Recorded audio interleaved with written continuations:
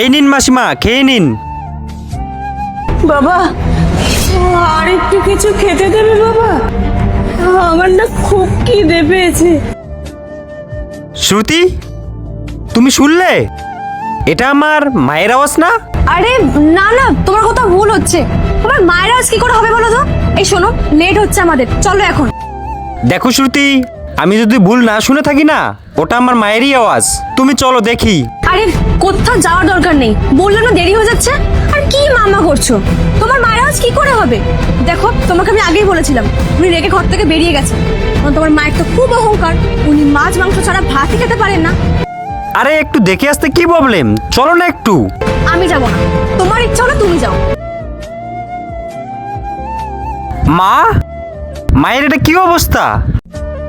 শ্রুতি দেখো, মায়ের এটা কি অবস্থা?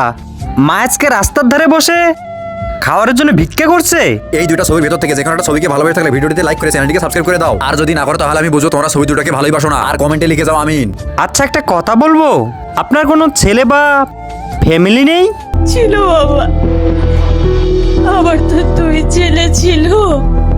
আমি বড় ছেলের কাছে থাকতাম। আমার বড় ছেলেটা খুব ভালোবাসে আমাকে। আমি একদিন ভুল করে ফেলেছিলাম, তাতে আমার বৌমা খুব রেগে গেল, আমাকে ঘর থেকে বের করে দিল।